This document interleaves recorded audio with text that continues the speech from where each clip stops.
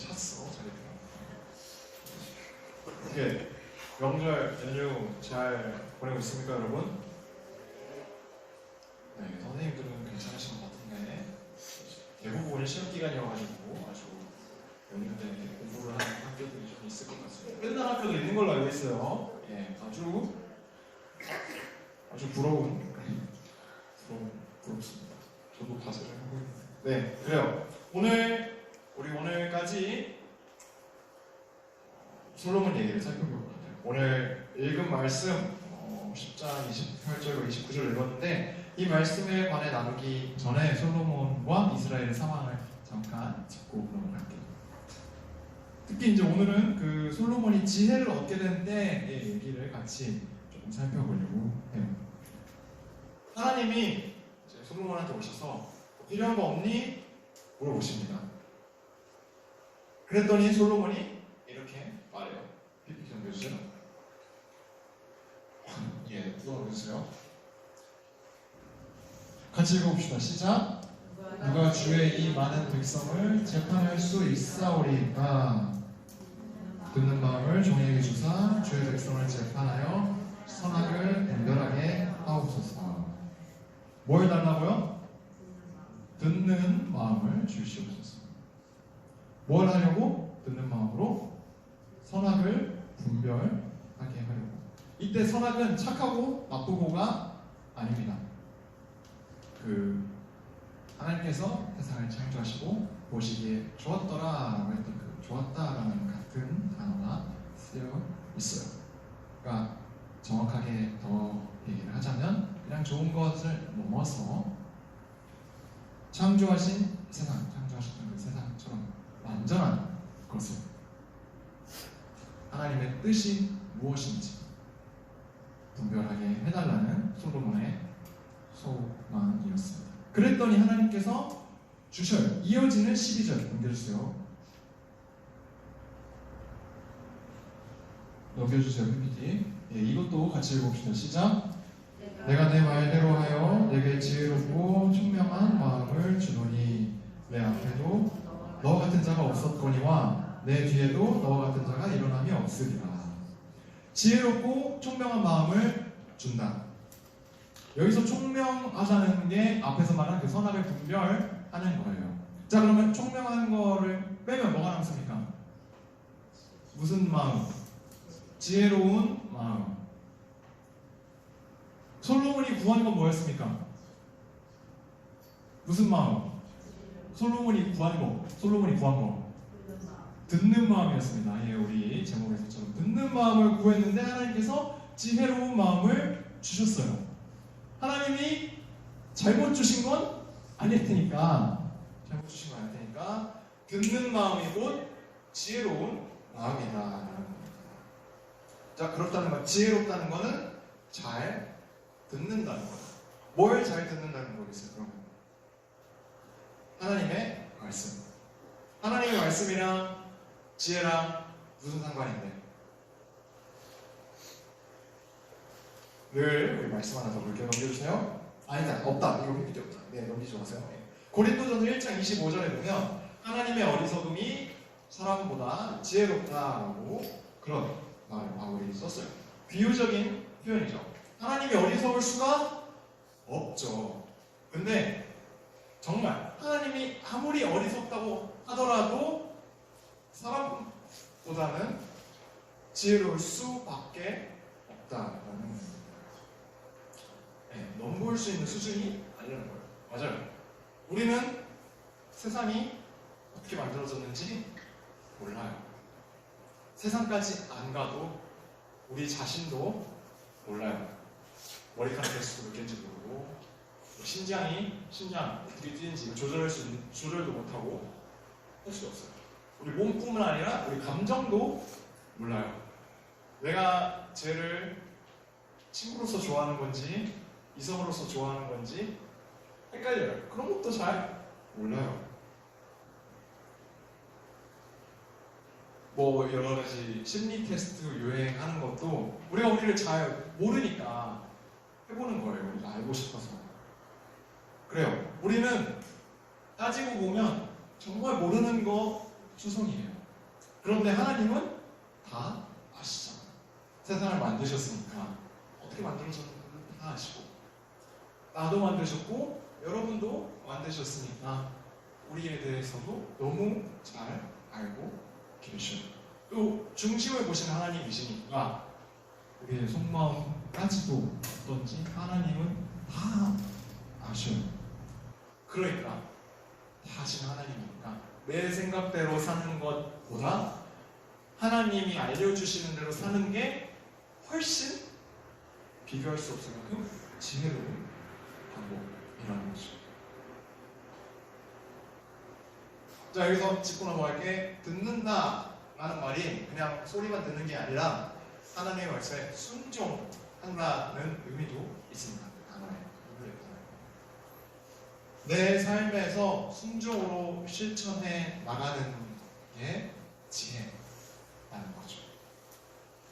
그래서 이렇게 지금 우리 잠깐 본 열왕기상 3장에서의 솔로몬은 굉장히 겸손했어요. 위대했던 왕, 자기 아버지 다윗의 뒤를 이어서 지금 이스라엘을 다스려야 하는데 자신이 없어. 잘 모르겠고, 옳은 게 뭔지 모르겠고, 제대로 심판도 못하겠고, 선한 게 뭔지 판단을 해야 하는 자리인데 그걸 못하겠으니까, 안 되겠으니까 하나님한테 지혜를, 말씀을 듣는 마음을 구하는 거예요. 이게 가식이 아니라 진심이었어요. 조금 전에 중심을 보신 하나님이라고 얘기를 했는데 그 하나님이 이렇게 말씀을 하셔요. 넘겨주세요. 11절에 보면, 이건 제가 읽을게요. 이 하나님이 그에게 이르시되 내가 이것을 구하도다. 자기를 위하여 장수하기를 구하지 아니하며 부도 구하지 아니하며 자기 원수의 생명을 멸하기도 구하지 아니하고 오직 송사를 듣고 분별하는 지혜를 구하였으니 오래 살기를 구하지도 않고 부자 되기를 소망하지도 않고 복수심이나 경쟁심 때문에 승리를 달라고 구하지도 않았다 라는 솔로몬의 그 마음을 하나님이 보신 겁니다. 솔로몬이 구한 건 자기 자신이 아니라 수많은 백성들에게 정말 옳은 길, 선한 길이 무엇인지 알려주려는, 판단하고 가르쳐주려는 그 지혜, 통치의 지혜, 다스림의 지혜였던 거죠. 마땅히 행해야 할 왕으로서 권력을 부리는 게 아니라 세상 가운데 질서를, 하나님의 질서를 세우기를 원했던 거예요. 우리 여름수련회 갔을 때 나눴던 말씀에 아주 적합한 그 인간의 창조 목적, 땅을 정복하고 다스리라고 했던 그 하나님의 명령에 굉장히 적합한 자세였던 겁니다. 자, 이 간구가 하나님 보시기에도 좋았어요. 그래서 하나님이 줍니다. 지혜만 주는 게 아니라 부도 영광도 다 주겠다고 말씀을 하셔요. 그 말씀을 잘 지키면서 살면 내가 오래도록 살면서 나라를 다스리게 될 것이다 라는 얘기까지 합니다. 실제로 이제 우리가 오늘 10장을 읽었잖아요. 오늘 말씀이 그 10장에 있는 말씀을 쭉 보면 큐티한 친구들은 알 텐데 여기에 어마어마합니다. 일단 뭐든 다 금이에요. 그러니까 예를 들면 이 강대상도 금으로 만들고 보면대도 금으로 만들고 마이크도 금으로 만들고 다 금으로 만든 거예요. 은은 돌멩이 같다고 얘기를 합니다. 그냥 굴러다니는 거예요. 돌같이 했다고. 은은 취급도 안 해주는 대단한 부를 이스라엘이라는 나라가 누리게 돼요. 다른 나라에서 온갖 예물과 조공을 가지고 와서 또 솔로몬의 지혜에 감탄하면서 막 지켜 세워주고 대단하십니다 막 하면서 그렇게 해주고 이제 약간 그 주변 나라들 중에서 GD 약간 연예인의 연예인 느낌이 된 거죠. 그렇게 솔로몬은 행복하게 살았답니다 라고 끝나면 참 좋은데 솔로몬이 오늘 읽은 말씀 보면 28절에 솔로몬이 애굽에서 말들을 들여왔다고 나와 있어요. 또 병거도 들여왔다고 나와 있어요. 이게 군사력이랑 관계가 된 거거든요. 군사 약간 그 군사력을 강하게 해서 나라를 더 강하게 하려는 게 문제가 되냐? 예, 문제가 됩니다. 신명기 17장에는 왕과 관련된 규정이 있어요. 왕이 없었는데 하나님께서 이스라엘 백성들이 왕을 원할 것을 아시고 그 모세 시대 때 미리 니네가 왕을 정 원한다면 이런 규정에 따라서 왕을 다스려야 되고 또 너희가 왕을 세워야 한다라고 알려주시는데 17장 16절과 17절을 볼게요. 16절을 먼저 볼게요. 16절 이거 제가 읽을게요. 그는 병마를 많이 두지 말 것이요 병마를 많이 얻으려고 그 백성을 애굽으로 돌아가게 하지 말 것이니 이는 여호와께서 너희에게 이르시기를 너희가 이후에는 그 길로 다시 돌아가지 말 것이라 하셨음이며 17절 다음 PPT를 잘 넘겨주세요. 16절이었고 17절 같이 읽읍시다. 시작. 그에게 아내를 많이 두어 그의 마음을 미혹되게 하지 말 것이며 자기를 위하여 은금을 많이 쌓지 말 것입니다. 자, 다시 앞에 넘겨주세요. 병마를 많이 두지 말라고 하셨는데 우리 성경책 있는 친구들 한번 봅시다. 그리고 28절 바로 위에 26절 봅시다. 26절 덮지 마. 26절 봅시다. 오케이. 26절을 보면 뭐라고 나와 있냐면 솔로몬이 병거와 마병을 모으매 라고 합니다. 28절 보면 읽은 데서는 아이들을 애굽에서 들여왔다라고 나와 있죠. 특별히 이 애굽에 담긴 의미를 정말 중요하게 생각해야 됩니다. 애굽 자체보다 이 출애굽은 여러분 구원의 상징이에요. 죄로부터 사망으로부터의 구원. 자, 그래서 애굽을 의지하고 애굽으로 돌아간다라는 것은 죄의 늪으로 다시 사망의 구덩이로 다시 들어간다라는 있어서는 안 될 얘기입니다. 자, 그리고 하나 더 넘겨주세요. 다시 지금 17절 화면 보면 아내를 많이 두지 말라. 자, 솔로몬이 어땠을까요?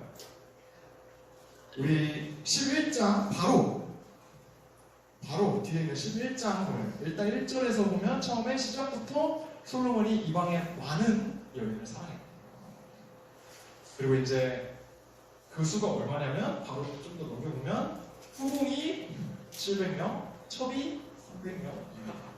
자, 그러면 몇 명입니까? 총 1,001명입니다. 왜냐면 본처가 있을 테니까 또 제일 먼저 결혼한 어마어마합니다. 하루에 한 명씩 데이트를 해도 3년이 걸리고 아침, 점심, 저녁으로 나눠서 해도 1년 가까이 걸립니다. 예, 그랬어요. 솔로몬이. 그리고 또 은금을 많이 쌓지 말라고 했는데 어땠다 했어요? 죄다 금으로 만들고 은은 그냥 길바닥에 굴러다니는 수준이에요. 솔로몬이 하나님의 말씀대로 살고 있어요? 하나님의 말씀을 반대로 살고 있어요? 네, 완전 반대로 살고 있어요. 자, 그런데 솔로몬이 여기서 짚어야 볼게요. 솔로몬이 말씀을 알았을까요? 몰랐을까요? 그 신명기 말씀을 알았을까요? 몰랐을까요? 몰랐을 수가 없어요. 가장 지혜롭다는 솔로몬이었기 때문에 몰랐을 수가 없어요. 그런데 알고도 안 지킨 거예요. 우리가 봤을 땐 진짜 솔로몬이 멍청해졌다고 얘기를 할 수가 있어요. 어쩌다 이렇게 됐을까? 꽤 유명한 말씀 하나 넘겨주세요. 잠언 9장 10절 말씀입니다. 같이 읽어봅시다. 시작. 여호와를 경외하는 것이 지혜의 근본이요 거룩하신 자를 아는 것이 영천이니라. 솔로몬이 그렇게 멍청한 짓을 한 것은 하나님을 경외하지 않았기 때문에 자기 머릿속에서 거룩하신 자를 지워버린 거예요. 왜? 다 가졌거든. 제일 똑똑하고 귀가 닳도록 칭찬합니다.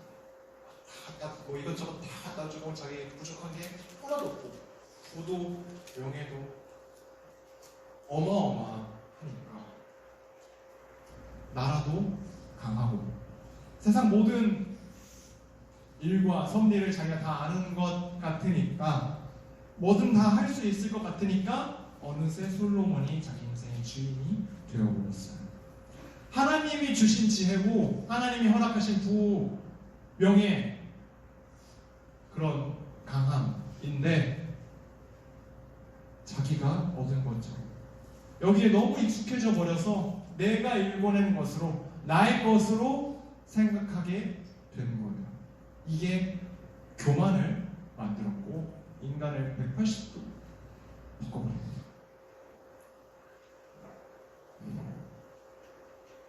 여러분 저는 제가 교만하다는 생각을 자주 해요.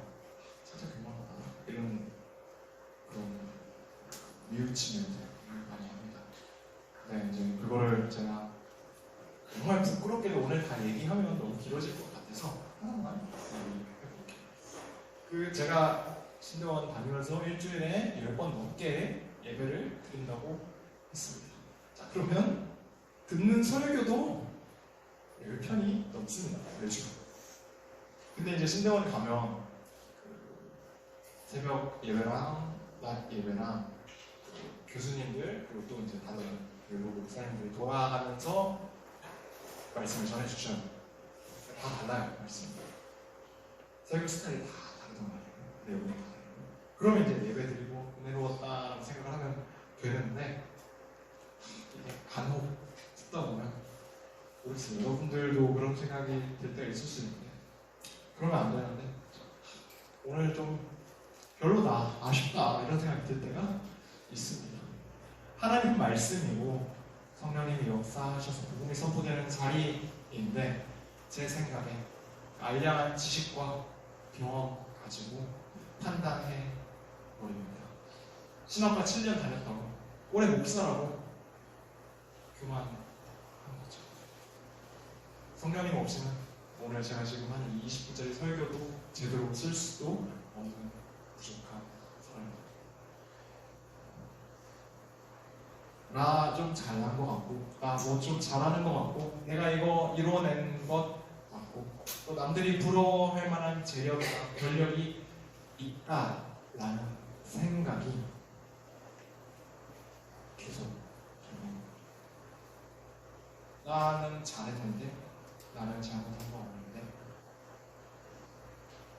내가 죄인이야? 나 죄 지은 거 없이 착하게 생각하는 것 같은데 라는 생각으로 이어지고 그러면 결국 어떻게 되냐면 예수님을 바라보지 않게 죄와 사망에서 건지신 구원주 내가 갚을 수 없는 평생에 절대 갚을 수가 없는 그 큰 사랑으로 은혜로 생명을 얻었다는 걸 내가 구원받았다는 걸 여러분 끊임없이 되새겨야 합니다.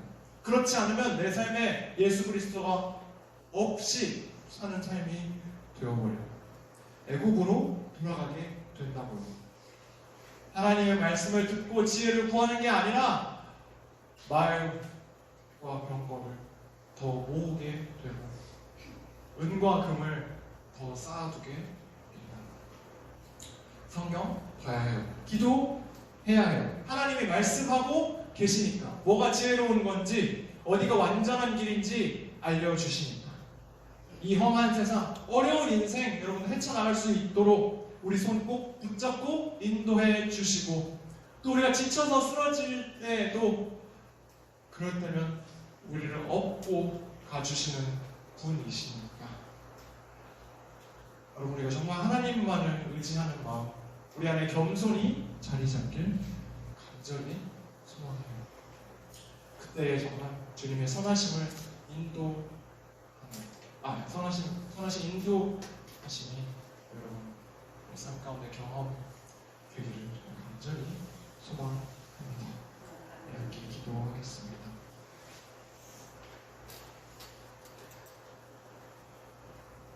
하나님, 우리가 주님 바라보지 않고 주님 의지하지 않고 세상의 헛된 것을 구하고 헛된 것을 의지하였습니다. 그러나 주님께서 그대로 죄 가운데로 죽음으로 나아가는 것을, 그 가운데서 빠져서 헤어나오지 못하고 살아가는 것을 가만두지 않으시고 예수 그리스도를 보내주셔서 우리를 구원하여 주신 참으로 감사합니다.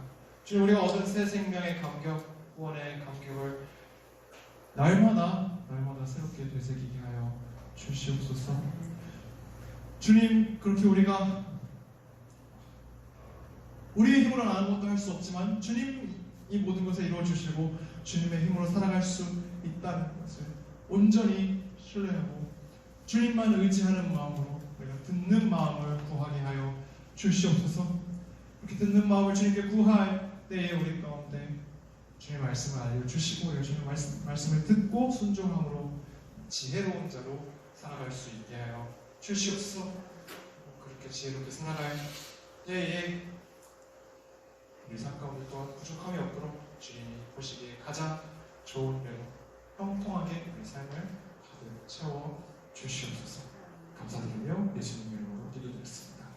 아멘.